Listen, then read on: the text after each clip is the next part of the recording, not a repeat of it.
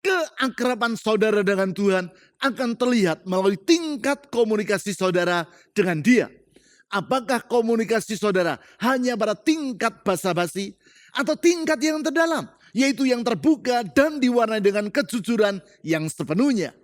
Melalui membangun komunikasi yang seperti itu, keakraban saudara dengan Tuhan akan terbentuk dan kepekaan saudara kepada tuntunannya akan semakin meningkat. Komunikasi yang mendalam seperti itu memerlukan waktu yang terbaik, tempat yang terbaik, dan sikap hati yang terbaik. Semuanya itu akan menolong saudara untuk mendengar suara Tuhan yang membawa saudara ke dalam kehidupan yang bermakna serta tidak sia-sia. Bapak Ibu Saudara sekalian, selamat bertemu kembali di Ibadah Gereja Kristen Perjanjian Baru, Fajar Pengharapan. Mari bangkitkan dan perteguh iman Anda dengan mengikuti pertemuan doa Oasis yang diadakan setiap hari Rabu pukul 10 pagi secara onsite di Jalan Pasir Koja 58. Dan juga pertemuan doa kontemplatif setiap hari Kamis melalui kanal YouTube Doa Fajar Pengharapan yang dapat Anda ikuti di sepanjang hari. Kesan atau kelompok saling memperhatikan adalah komunitas yang sangat membangun dan menguatkan iman kita. Pastikan setiap Anda telah tergabung dalam sebuah kesan. Bila Anda belum memilikinya, hubungi segera nomor yang tertera di layar agar pengurus kesan dapat membantu Anda. Bagi Anda yang memerlukan tempat khusus untuk berdoa secara pribadi, telah tersedia ruang doa personal retreat bagi Anda. Ruang doa personal retreat tersebut berada di satelit Pasir Koja dan di satelit Bandung Utara, yang dapat Anda gunakan sesuai dengan jadwal hari dan waktu yang tertera di layar. Untuk menggunakannya, Anda tidak dikenakan biaya, namun Anda perlu mendaftar terlebih dahulu melalui SMS atau WhatsApp di nomor 0811 841 765. Informasi dan pengumuman penting lainnya dapat Anda lihat dan ikuti di bagian menjelang akhir ibadah ini. Selamat beribadah!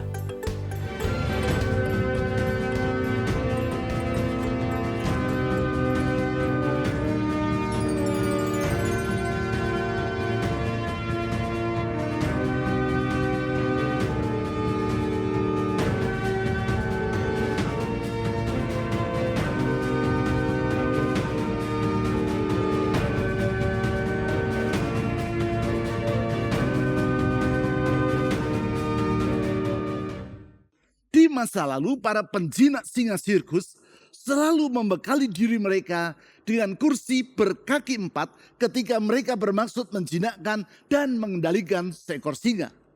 Di samping membuat cemeti untuk memberi komando kepada si singa dan sebuah pistol untuk berjaga-jaga bila terjadi hal-hal yang tidak diinginkan, sang penjinak singa itu akan mengarahkan keempat kaki dari kursi yang di tangannya ke wajah si singa. Ketika singa tersebut mulai marah, untuk apa ia melakukan hal itu? Dave Hoover, seorang penjinak singa yang terkenal di Amerika Serikat, menjelaskan alasannya di dalam film dokumenter yang berjudul Fast, Cheap, and Out of Control.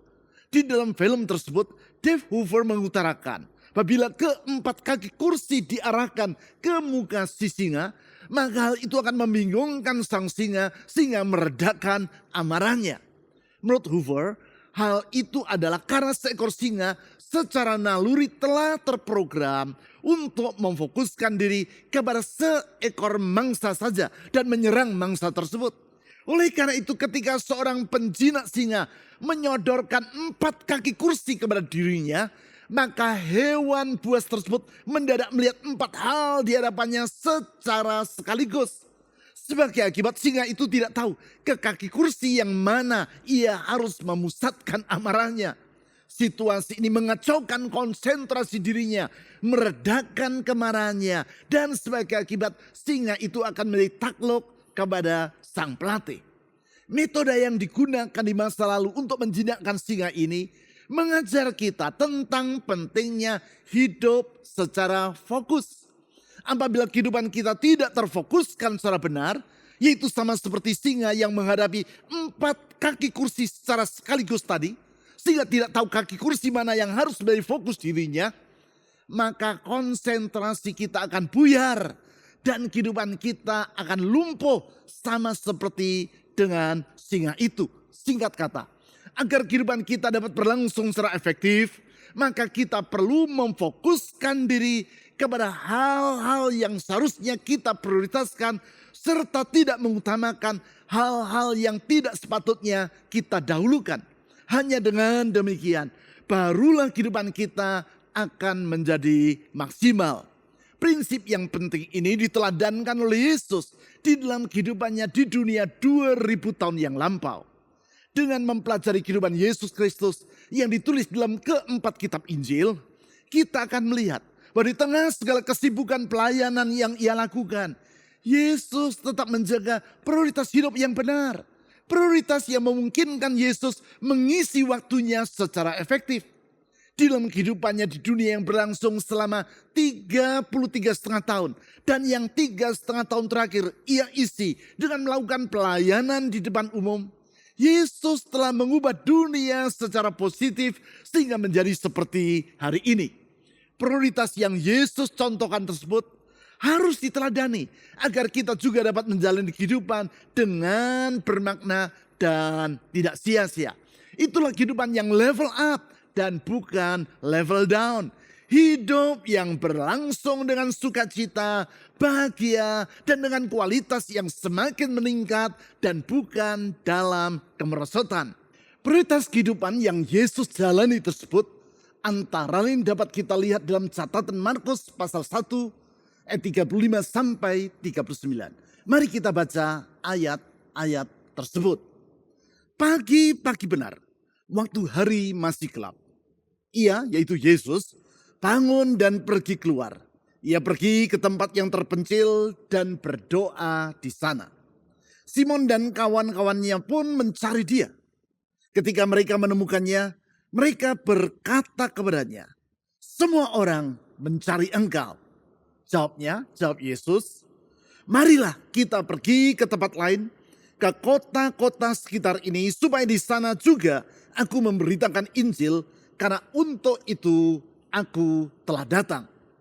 Lalu pergilah ia ke seluruh Galilea, memberitakan Injil dalam rumah-rumah ibadat mereka dan mengusir setan-setan. Apabila kita membaca ayat 21 sampai 34 yang mendahului ayat-ayat yang baru saja kita baca ini, kita dapat melihat bahwa sehari sebelumnya kegiatan Yesus sangatlah padat. Ia mengajar di rumah ibadah di Kapernaum, menolong orang yang kerasukan roh jahat di dalam rumah ibadat itu, menyembuhkan ibu mertua dari Petrus, yaitu salah seorang muridnya, dan menjelang malam sesudah matahari terbenam, ia menyembuhkan banyak orang yang menderita bermacam-macam penyakit yang dibawa orang kepadanya. Selanjutnya, di dalam Markus pasal 1 ayat 35 tadi, kita membaca, pagi-pagi benar, waktu hari masih gelap, Yesus sudah bangun dari tidurnya dan pergi keluar rumah tempat ia menginap guna berkomunikasi dengan Allah Bapa melalui doa. Ia tidak membiarkan hal-hal lain mengambil alih prioritas dirinya dan mengalihkan perhatiannya dari hal yang seharusnya menjadi fokus kehidupannya, yaitu mendahulukan relasinya dengan Allah Bapa. Walaupun orang banyak mencari dirinya, yaitu seperti yang disampaikan para muridnya di ayat 37, Yesus lebih mengutamakan relasinya dengan Allah Bapa. Sebelum ia melakukan perjalanan ke kota-kota lain guna memberitakan Injil, yaitu sesuai dengan maksud kedatangannya di dunia, seperti yang ia katakan di ayat 38, Yesus terlebih dulu mengambil waktu untuk berkomunikasi dengan Allah Bapa melalui doa seorang diri. Dari situ kita dapat melihat bahwa Yesus memprioritaskan relasinya dengan Allah Bapa lebih daripada semua kegiatan yang lain. Apa yang Yesus lakukan ini perlu kita teladani. Sebab sebagaimana yang telah kita pelajari di dalam uraian firman Tuhan pada minggu yang lalu, bagaikan domba yang memerlukan tuntunan gembalanya, demikianlah kita sangat memerlukan tuntunan Tuhan di dalam kehidupan kita. Untuk itu, kita perlu mengasah kepekaan kita terhadap suaranya yang menuntun kita. Kepekaan yang tidak terlepas dari keakraban kita dengan Tuhan. Semakin kita akrab dengan Tuhan, maka kita akan semakin peka terhadap suaranya yang berbicara dengan lembut di hati kita dan yang menuntun kita. Dari teladan yang Yesus berikan dan yang dicatat dalam Markus pasal 1 ayat 35 sampai 39 tersebut, kita dapat mengambil kesimpulan bahwa untuk meningkatkan relasi dengan Tuhan melalui membangun komunikasi dengan Dia, kita memerlukan yang pertama, yaitu waktu yang terbaik. Saya ulangi, untuk membangun komunikasi dengan Tuhan diperlukan waktu yang terbaik. Waktu yang terbaik yang saya maksudkan di sini adalah waktu yang sesuai untuk berkomunikasi dengan Tuhan secara mendalam. Tentu kita dapat berkomunikasi dengan Tuhan di setiap waktu. Namun untuk membangun keakraban dengan Tuhan diperlukan waktu yang terbaik. Supaya kita dapat berkomunikasi dengan Tuhan secara intens. Itulah komunikasi dalam rentang waktu yang cukup. Bukan sekadar 1-2 menit seperti ketika orang berdoa sebelum makan. Di dalam hal ini perlu diingat bahwa keeratan suatu relasi terlihat melalui kedalaman komunikasi di antara dua pihak yang menjalin relasi tersebut. Semakin mendalam komunikasi yang terbentuk, maka semakin eratlah relasi yang terjalin di antara mereka. Hal tersebut dikemukakan oleh Charles Swindoll, seorang gembala jemaat, pengkhotbah radio yang sangat terkenal, serta counselor dari Dallas Theological Seminary dalam bukunya yang berjudul Love Again, Experience Outrageous Joy. Dalam bukunya tersebut, ia mengemukakan 5 tingkatan komunikasi yang menggambarkan tingkat keakraban dalam suatu relasi. Komunikasi tingkat yang pertama, yaitu yang paling dangkal, adalah komunikasi dalam bentuk basa-basi. Komunikasi seperti ini biasa digunakan oleh orang yang baru saling mengenal dan belum akrab satu sama lain. Komunikasi tingkat yang kedua adalah mengemukakan fakta. Dalam komunikasi ini, walaupun orang tidak sekadar berbasa-basi, namun masih cukup dangkal. Karena mereka hanya membicarakan fakta dan tanpa mengemukakan pendapat pribadi. Komunikasi tingkat yang ketiga adalah mengemukakan pandangan atau pendapat. Komunikasi ini bersifat lebih mendalam daripada kedua tingkat komunikasi sebelumnya. Karena di sini orang berani mengambil risiko untuk berbeda pendapat dengan pihak yang ia ajak untuk berbicara. Hanya orang yang memiliki relasi yang cukup erat sajalah yang bersedia mengambil risiko seperti itu. Selanjutnya, komunikasi tingkat yang keempat adalah mengemukakan perasaan. Komunikasi ini mencerminkan relasi yang mendalam. Sebab hanya kepada orang yang akrab saja, baru kita akan bersedia mengutarakan perasaan kita. Sedangkan komunikasi tingkat kelima, yaitu yang terdalam, adalah komunikasi yang intim, terbuka, dan diwarnai dengan sikap saling mempercayai serta kejujuran yang sepenuhnya. Itulah komunikasi yang tercermin melalui relasi kasih antara suami dan istri. Di dalam relasi tersebut berlaku prinsip tidak ada rahasia di antara kita.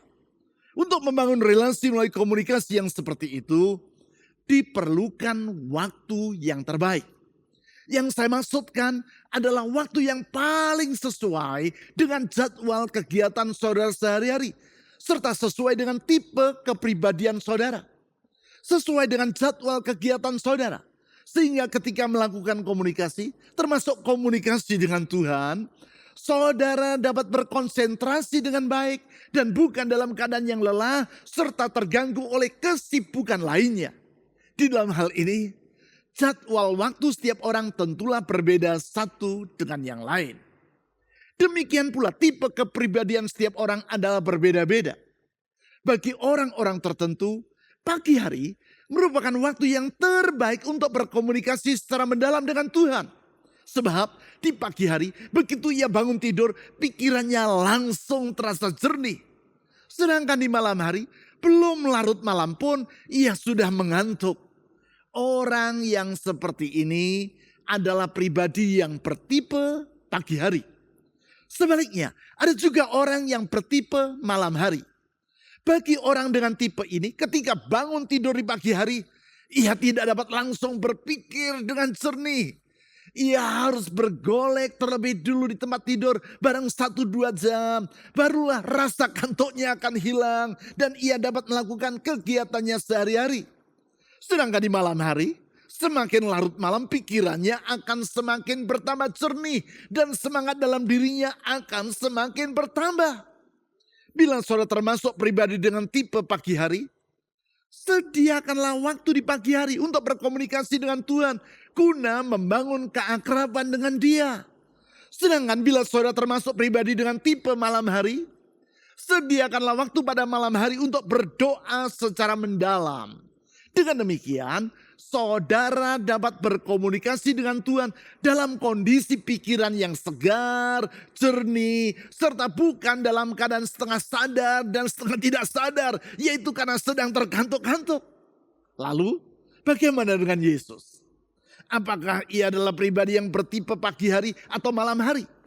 Memang, di dalam Markus pasal 1 ayat 35 tadi ditulis, pagi-pagi benar, waktu hari masih gelap, ia yaitu Yesus bangun dan pergi keluar dan berdoa di sana. Namun di ayat-ayat yang lain seperti misalnya Lukas pasal 6 ayat 12 dicatat bahwa Yesus berdoa sepanjang malam kepada Bapanya.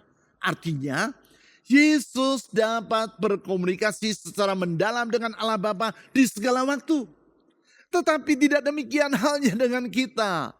Kita perlu mengetahui waktu yang terbaik bagi kita untuk berkomunikasi dengan Allah guna membangun keakraban dengan dirinya. Mungkin ada di antara saudara yang juga bertanya, kalau saya termasuk pribadi tipe apa ya?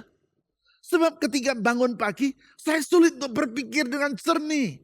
Sedangkan di malam hari, sebelum larut malam, saya sudah merasa ngantuk, sehingga sulit untuk berpikir. Kalau itu keadaan saudara, maka saudara bukanlah pribadi dengan tipe pagi hari maupun tipe malam hari. Namun saudara pribadi dengan tipe pemalas. Yang perlu saudara lakukan adalah mendisiplinkan diri dan tidak membiarkan kemalasan menguasai hidup saudara. Jadi, ketahuilah tipe kepribadian saudara. Apakah saudara tipe pagi, siang, senja, malam, atau larut malam? Dan kenalilah jadwal kegiatan saudara sehari-hari. Berdasarkan semuanya itu, sediakan waktu yang terbaik untuk berkomunikasi secara mendalam dengan Tuhan melalui doa. Bukan doa yang bersifat basa-basi, namun doa di mana saudara dapat mengungkapkan pikiran dan perasaan secara intim dengan Tuhan. Langkah seperti itu akan membangun keakraban saudara dengan Tuhan dan yang membuahkan kepekaan saudara terhadap tuntunannya. Selanjutnya yang kedua, untuk meningkatkan relasi dengan Tuhan melalui membangun komunikasi dengan Dia, diperlukan tempat yang terbaik. Saya ulangi, untuk membangun komunikasi yang mendalam dengan Tuhan, diperlukan tempat yang terbaik. Yang saya maksudkan dengan tempat yang terbaik di sini bukanlah tempat yang termewah atau tempat yang terbagus, tetapi tempat yang terbaik bagi saudara agar dapat berkomunikasi dengan Tuhan tanpa diganggu oleh orang lain. Itulah yang dicontohkan oleh Tuhan Yesus seperti yang dicatat di ayat 35 tadi. Di situ ditulis, ia pergi ke tempat yang terpencil dan berdoa di sana. Dalam Alkitab berulang kali dicatat tindakan Yesus yang seperti ini. Di antaranya yaitu di dalam Matius pasal 14 ayat 23. Di situ ditulis, ia naik ke atas bukit dan berdoa seorang diri di situ. Contoh yang lain, yaitu dalam Lukas pasal 5 ayat 16.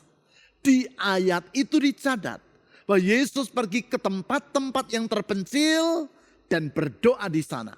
Tentu bukan berarti dengan demikian Yesus hanya berdoa dan berkomunikasi dengan Allah Bapa di tempat yang sunyi dan terpencil saja. Sebab Alkitab juga mencatat bahwa kerap kali ia berdoa di tengah keramaian orang banyak. Namun untuk berkomunikasi secara mendalam memang diperlukan tempat yang terbaik. Yaitu tempat di mana kita tidak akan terganggu oleh orang lain. Di dalam hal ini bukan berarti saudara harus pergi terlebih dulu ke tempat yang terpencil atau ke atas bukit agar dapat berdoa di situ. Namun saudara dapat melakukannya di mana saja. Baik di rumah saudara sendiri, di gedung gereja, di sekolah, atau di tempat saudara bekerja. Yang terpenting di sini adalah di tempat tersebut saudara dapat menyendiri tanpa terganggu oleh orang lain. Sebagai contoh, kalau tempat itu adalah rumah saudara, maka saudara dapat melakukan komunikasi yang mendalam dengan Tuhan melalui berdoa di ruang keluarga atau di ruang makan ketika orang-orang yang serumah dengan saudara masih belum bangun dari tidur mereka. Kalau di tempat kerja, datang lebih pagi daripada teman-teman sekantor saudara sehingga saudara dapat berdoa di situ sebelum mereka datang untuk bekerja.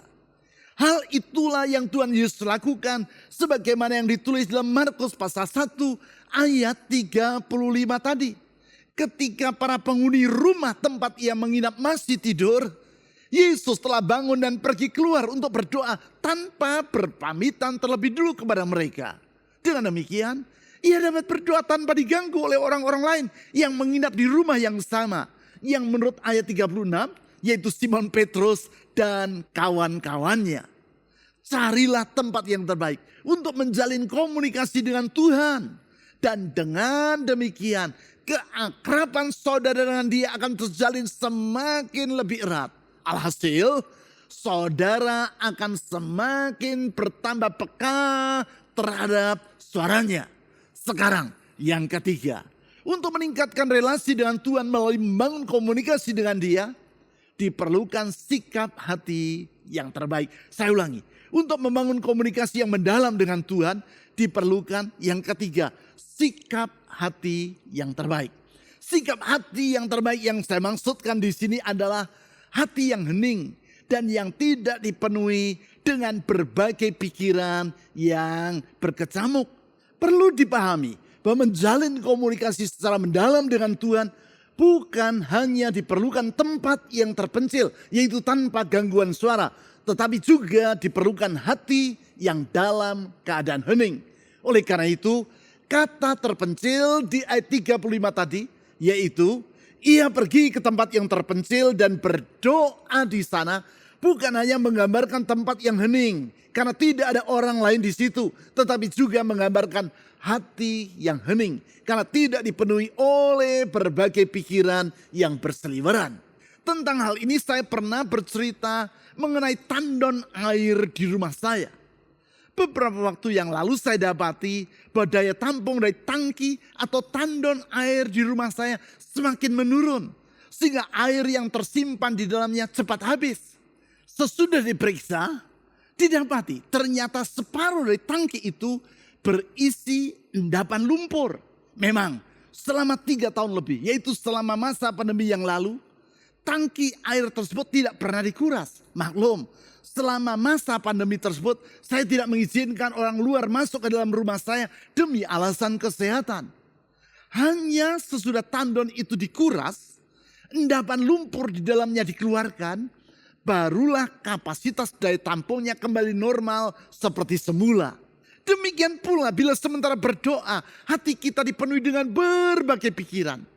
Maka hati kita akan bagaikan tangki yang terisi oleh endapan lumpur tadi.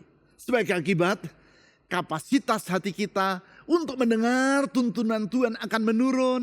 Dan kepekaan kita terhadap suaranya yang menuntun kita akan merosot. Oleh sebab itu, di samping kita memerlukan waktu yang terbaik dan tempat yang terbaik, yaitu waktu dan tempat di mana kita tidak terganggu oleh keramaian, kita juga memerlukan hati yang hening. Keheningan hati itulah yang perlu kita biasakan dengan sejenak meneduhkan hati sebelum berdoa. Di saat itu, kita mengheningkan pikiran kita, meneduhkan hati kita, dan membuka hati untuk mendengar suara Tuhan. Sebab pada dasarnya doa bukanlah komunikasi yang hanya bersifat satu arah, yaitu dari kita kepada Tuhan saja. Sebaliknya, doa merupakan komunikasi yang bersifat dua arah, yaitu kita berbicara kepada Tuhan dan kita membuka telinga hati untuk mendengar Tuhan berbicara kepada kita. Bahkan Kalaupun Tuhan tidak mengucapkan kata-kata apapun, kita dapat merasakan kehadirannya yang menyegarkan jiwa kita. Kesadaran akan kehadiran Tuhan ini akan meningkatkan kepekaan kita terhadap tuntunannya. Kalau memisahkan diri orang banyak sehingga kita berada dalam keadaan seorang diri seperti yang dilakukan oleh Tuhan Yesus dan dicatat dalam Markus pasal 1 ayat 35 tadi, di dalam bahasa Inggris diistilahkan sebagai solitude, maka keheningan di dalam hati diistilahkan sebagai silence.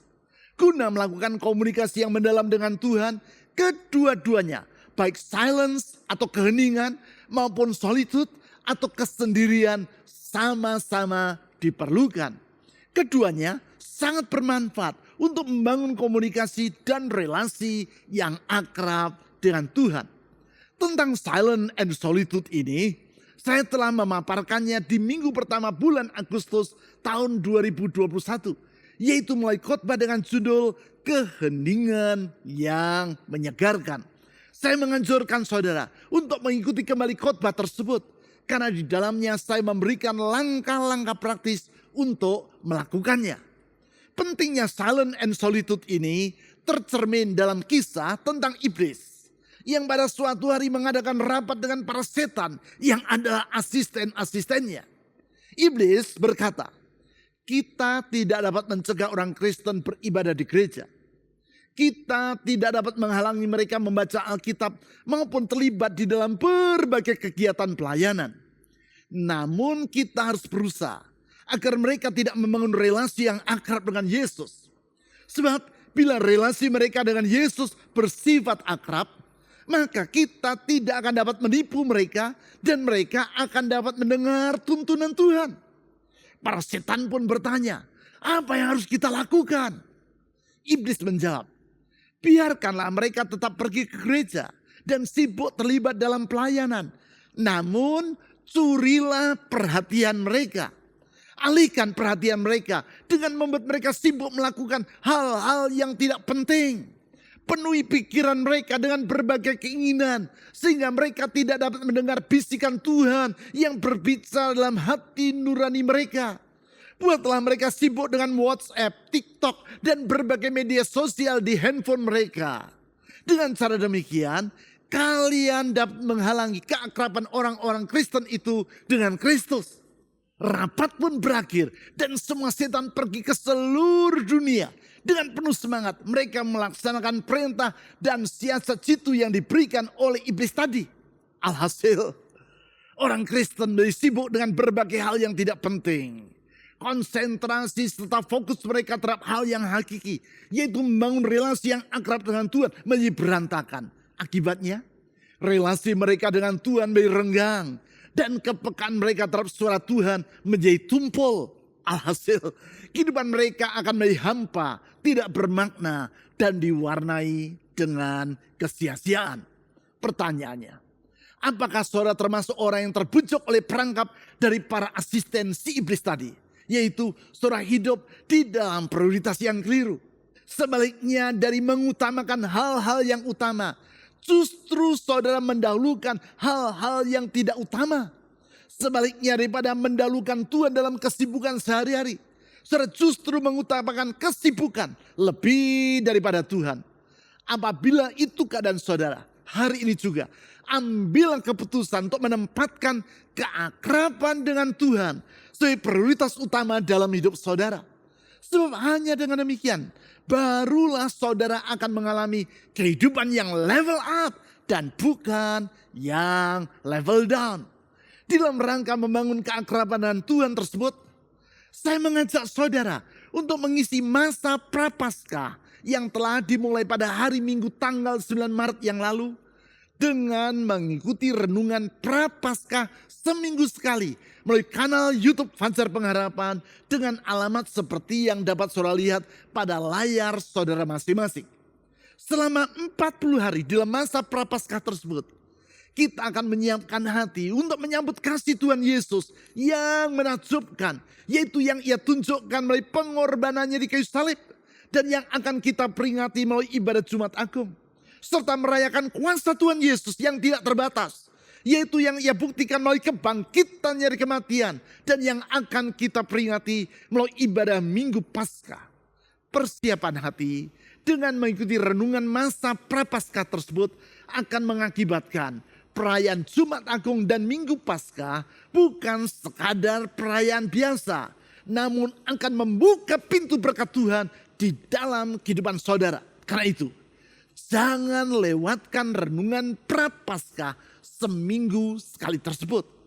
Sekarang, mari kita berdoa, mensyukuri kebaikan Tuhan yang bersedia menjalin relasi yang akrab dengan kita, menuntun hidup kita dengan hikmat yang tidak terbatas, dan yang menjamin masa depan kita dengan janjinya yang indah dan yang tidak akan mengecewakan. Mari kita berdoa. Tuhan Yesus, kami sungguh bersyukur kalau Engkau Tuhan yang maha mulia, maha kudus, maha besar, penguasa langit dan bumi, bersedia menjalin relasi dengan kami manusia yang hina dan yang terbatas. Dalam kasih dan anugerah-Mu itu, Engkau rela mengosongkan diri-Mu menjadi sama dengan manusia, datang di dunia, lahir dalam keadaan tempat yang hina, untuk mengulurkan kasih bagi kami, memulihkan relasi kami dengan diri-Mu yang telah rusak oleh karena keberdosaan kami. Dan untuk itu Engkau telah rela menyerahkan diri-Mu dalam pengorbanan di kayu salib, menebus kami kegelapan dosa, membaharui hidup kami, memulihkan relasi kami dengan diri-Mu, dan menjamin masa depan yang indah bagi diri kami. Dalam perjalanan menuju masa depan itu Engkau bersedia menuntun kami. Dan kami sungguh memerlukan tuntunan-Mu itu Tuhan. Oleh karena itu kami menyerahkan diri kami dengan merendahkan diri di hadapan-Mu. Tuhan, tolong kami untuk belajar semakin peka terhadap tuntunan Tuhan dan bersedia menaati tuntunan itu dalam kehidupan kami sehari-hari.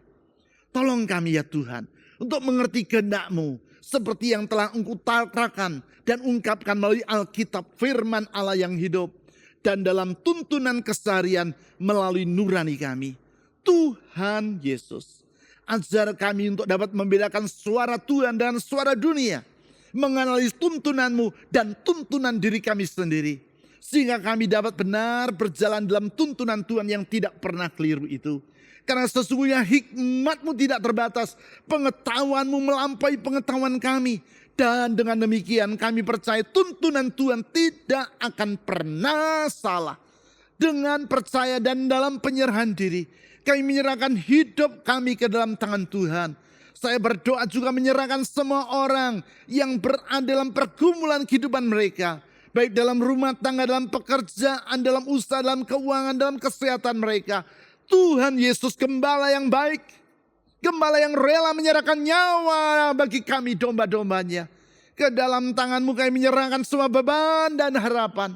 Karena Tuhan Yesus adalah harapan yang tidak mengecewakan. Ulurkan tangan kasih-Mu dan kuasa-Mu yang penuh dengan mujizat itu. Menyembuhkan, memulihkan, membuka jalan keluar. Pertolongan yang datang selalu tepat pada waktunya. Tuhan Yesus, kepada-Mu dan di dalam nama-Mu kami telah berdoa. Amin. Sebab Kau besar, perbuatan-Mu ajaib, tiada seperti Engkau, tiada seperti Engkau. Sebab Kau besar, perbuatan-Mu ajaib, tiada seperti Engkau, tiada seperti Engkau. Sebab Kau besar, perbuatan-Mu ajaib, tiada seperti Engkau, tiada seperti Engkau. Sebab Kau besar, perbuatan-Mu ajaib, tiada seperti Engkau, tiada seperti Engkau. Berikut adalah beberapa informasi dan kegiatan gereja kita yang dapat Anda ikuti.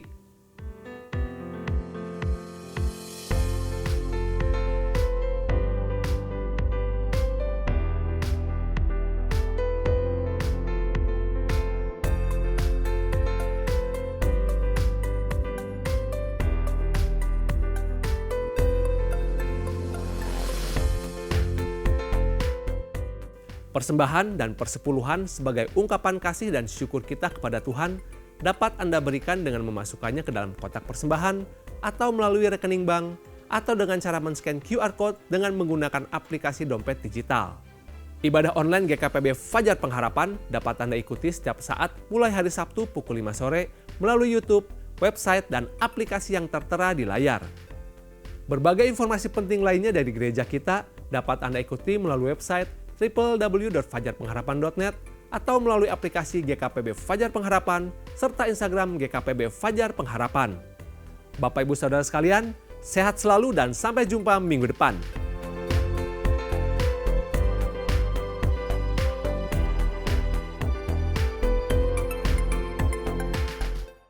Bapak Ibu, mari kita mengakhiri ibadah ini di dalam doa. Tuhan Yesus, kami mengucap syukur untuk hari ini Tuhan, kami mengucap syukur untuk setiap firman-Mu yang telah dibagikan, firman-Mu yang berbicara bagi setiap kami, firman-Mu yang meneguhkan setiap langkah kami, firman-Mu yang menuntun kami dalam setiap kehidupan kami. Tuhan, kami percaya firman itu yang akan membawa kami Tuhan berjalan agar hidup kami sesuai di dalam kehendak-Mu Tuhan. Kami percaya Tuhan hidup kami akan berkemenangan bersama dengan Engkau Tuhan. Terima kasih ya Bapa, saat ini juga kami berdoa untuk setiap jemaat-Mu yang sedang di dalam pergumulan, apapun yang sedang mereka alami saat ini. Masalah di dalam kesehatan mereka, masalah di dalam ekonomi mereka, Tuhan kami percaya Engkau mendengar setiap pergumulan mereka, Engkau mendengar setiap seruan mereka, dan kami percaya dengan kuasa-Mu Engkau juga yang akan menolong mereka, membawa mereka di dalam kemenangan demi kemenangan, dan di dalam setiap pergumulan itu Tuhan, mereka boleh mengenal, mereka boleh mengetahui apa yang menjadi kehendak-Mu Tuhan di dalam kehidupan mereka. Terima kasih ya Bapa. Saat ini kami berdoa juga untuk setiap persembahan yang sudah dan akan diberikan Tuhan. Engkau yang berkati setiap jemaat-Mu, Engkau yang cukupkan apa yang menjadi kebutuhan mereka Tuhan. Terima kasih ya Bapa, terima kasih. Dan saat ini kami rindu juga Tuhan untuk menerima berkat-Mu. Terima berkat yang daripada Allah, memberkati seluruh kehidupan-Mu, berkati pekerjaan-Mu, berkati studi-Mu, berkati rumah tangga-Mu, dan biarlah damai sejahtera, sukacita serta kasih karunia yang daripada Allah memenuhi kita dari sekarang sampai selama-lamanya. Amin.